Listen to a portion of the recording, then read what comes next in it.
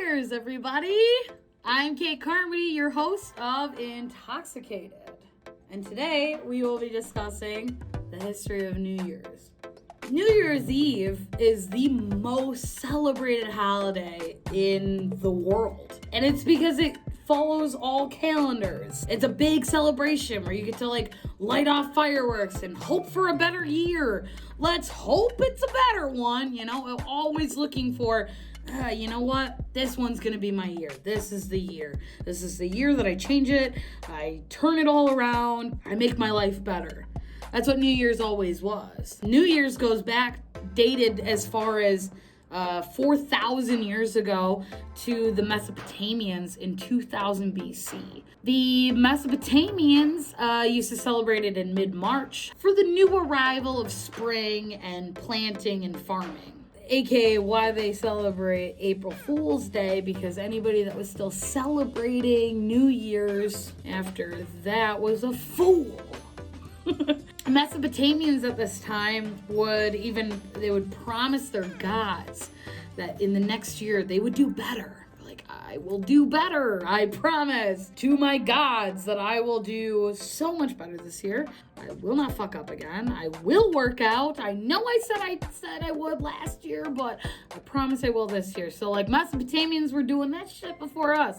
They created the New Year's resolution, which I thought was so dope. What else did I find out, guys? This is so fun to learn about New Year's Eve, in a different perspective that I never thought about before. For instance, Julius Caesar was the one that made New Year's happen in January. So in 46 BC, while he was ruling, he decided to add another 90 days to the calendar, to the Gregorian calendar, which we all still follow to this day. He changed New Year's from March to the 1st of January, making December 31st the New Year's Eve celebration. He did that in order to honor their god Janus. Janus was a god that was two-faced. Janus could see into the past as well as the future at the same damn time. So it's pretty fitting that he was the January god, If I was living in 46 BC,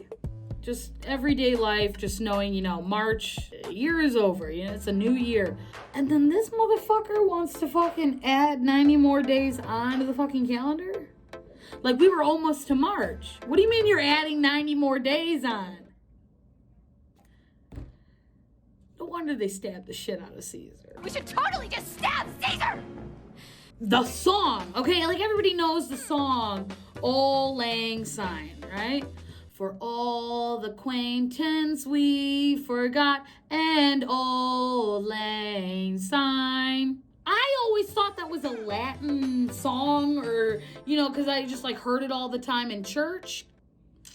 Catholic. I just always thought it was Latin, but I just found out it's a Scottish poem written by Robert Burns. So Auld Lang Syne probably sounds a lot different than what we're saying it as. And it's the tradition of bidding farewell to the old year. But people loosely translated it down to for the sake of old times, which is actually really beautiful. Haven't seen you in a while. Let's have a drink, which makes so much sense.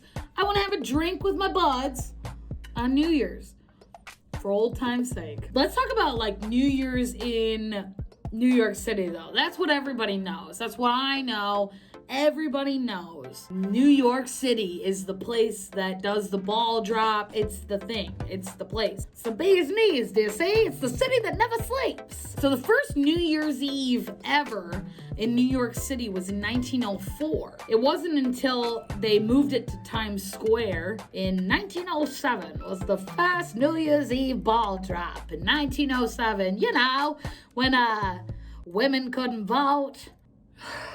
1907 was the year that they started New Year's Eve in New York City. The first ball that they ever dropped in New York City, this ball was 700 pounds, and it was made of iron and wood, and it just dropped out of the sky. That was it. It was just iron and wood, and it fell from the sky down the building, and everybody went, woo, Happy New Year, 1908 is gonna be terrific because women will still not be able to vote. Now, the ball went through different transformations over time, obviously, to what we have now. The next following year, there was a inventor. His name was Adolf Angst, and he went to the electrician named Walter Palmer, and they developed the next New Year's Eve ball for New York City. It was also iron and wood, still 700 pounds, but this time they added 25 light bulbs to it. So that it had a little pizzazz going down the building.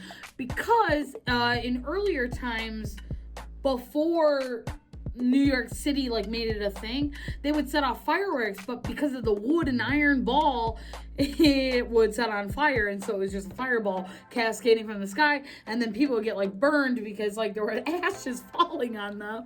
I found that so funny. So these guys were like, hey, let's do it with a light bulb instead.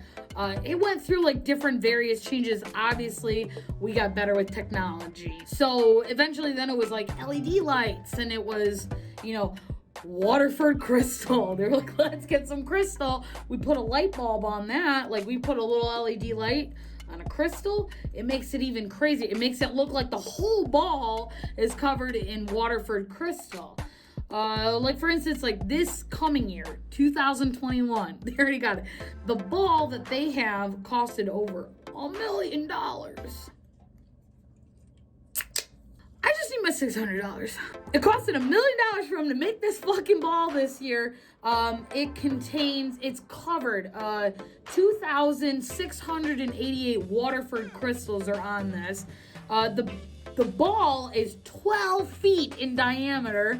And if you thought 700 pounds was a lot, the ball for 2021 is 11,875 pounds. According to TimesSquareNYC.org, the 2021 ball, they name all of the balls. Apparently they name each ball for each year to the Mesopotamians would promise their gods.